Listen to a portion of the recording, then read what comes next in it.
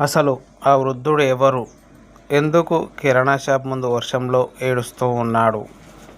ఎప్పుడూ లేనిది ఈ జనాలు ఇంతగా కిరాణా షాప్ దగ్గరికి వచ్చారు. చాలా విచిత్రంగా చూస్తున్నటువంటి దంపతులు.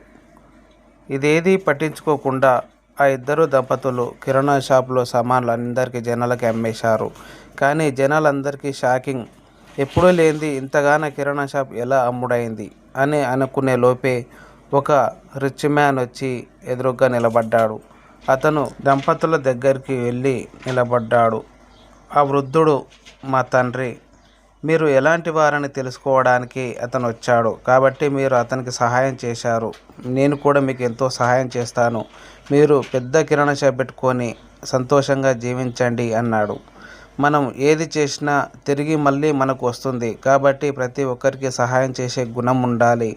అది మళ్ళీ తిరిగి మన వద్దకే వస్తుంది. ఇలాంటి మరిన్ని వీడియోస్ కోసం లైక్ చేసి సబ్స్క్రైబ్ చేయండి.